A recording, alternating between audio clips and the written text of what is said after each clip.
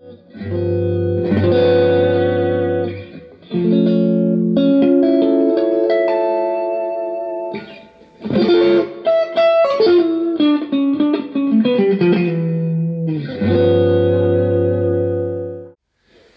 there, Yogi Lonich here. We're going to talk about the 7 sharp 11 chord, or 7 flat 5 as I called it. The reason I'm calling it that is because I'm leaving out the 5th. The voicing is just going to be root 3rd, flat 5 or sharp 4, and 7th, right? So it's not like it doesn't include the 5th. But yeah, basically people call it 7, like this is G7 sharp 11, or I'm just calling it this G7 flat 5.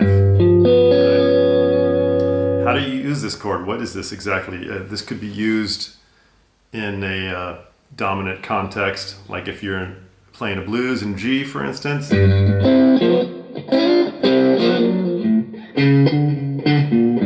That's the flat 5, right? C sharp. Right? So you kind of use that chord.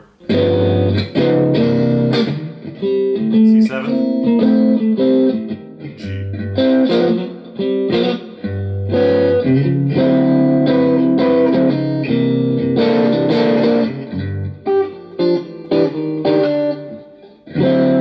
Right?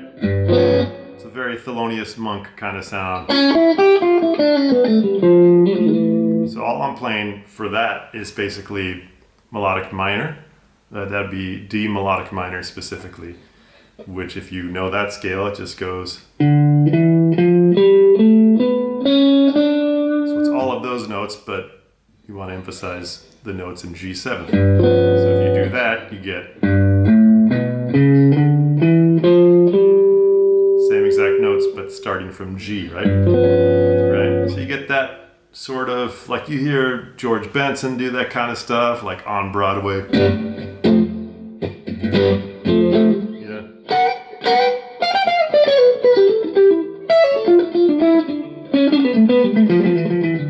Right? Right, so you get that kind of sound. You hear it in jazz all the time.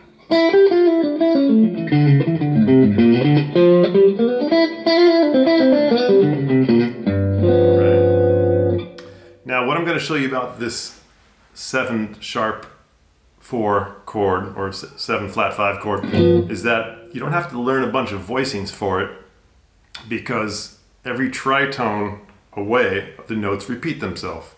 So if you start with G7 flat 5 right here, you got G, F, B, C sharp. That's G, F, B, C sharp. And if you go a tritone away,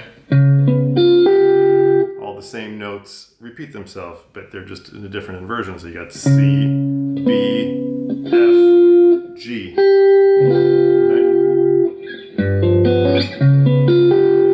Right? So that's basically, I guess you would call, that's the second inversion of this particular voicing if you start with G in the root. You can also play that same voicing like this. Right? So you got next voicing. Right. It's always the same notes. G, C sharp, F, B. Right. So you got that voicing, up a tritone. Then you got this, up a tritone. Then you got this on the high 4 strings. Up a tritone to C sharp, right? You're probably going like, well, there's another inversion that I'm missing, right? There's first inversion, right? So if we're going to put the B in the bass, then you're going to have this, right? So now you have B, G, C sharp, and F.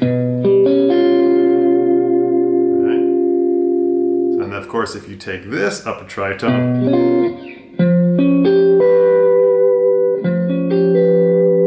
so now you've completed the roots on the 6th string.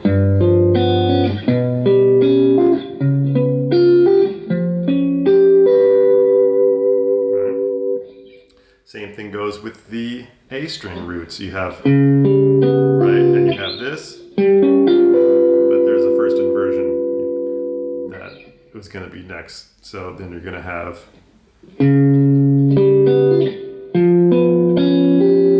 right, that's with the F in the bass. Same notes again, F, B, C sharp, and G. If you go a tritone above the F, you get B. So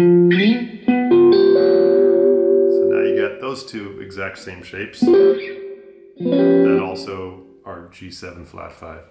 So then you have, now going up the A string,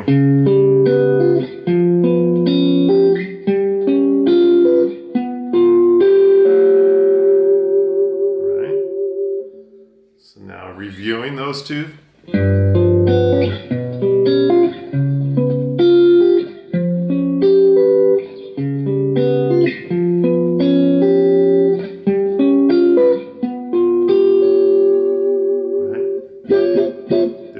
Good for G7 flat 5. Then you've got the next inversion for this. So that's G7 flat 5 on the high 4 strings. It's a nice little sound. So if you wanted to, it's this next shape in the first inversion is going to be very similar to on the A string. So you can have, right, that's with the B in the bass. B, F, G, C sharp. And of course that up a tritone is exact same notes. So when you put all those together, you get,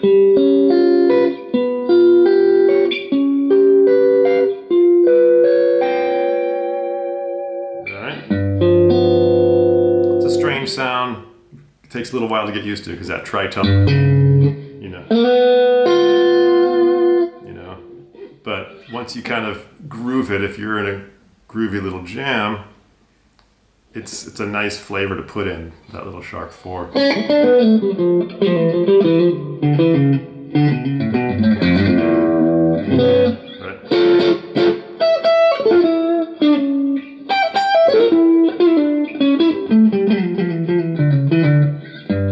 Right. Great sound.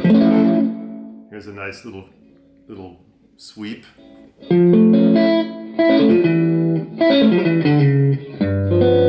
rock that. Right. Yeah, so it's just a little way to make your playing a little more outside, and you can do the same thing with voicings, you know. If you're playing with a band that is hearing in that way and it's appropriate to throw in, then you should do so. You wouldn't want to do it too much if the guys don't have those kind of ears, you know, because it would be totally inappropriate. Some people just want to hear inside stuff, so that's great.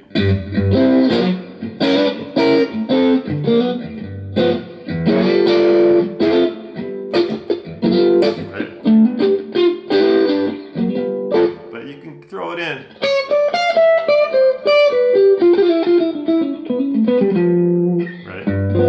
Gets hurt if you just throw it in a little bit, even if you just slur from the sharp 4 to the 5th, just the same way you slur from the minor third to the major third. Nobody gets mad at that. I mean, you're not playing in G minor, right? But everybody always uses the blue third when they're soloing in blues.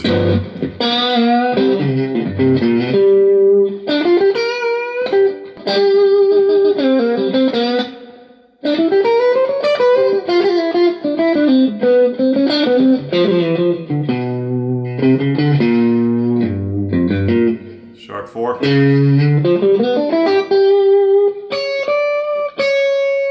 know, you can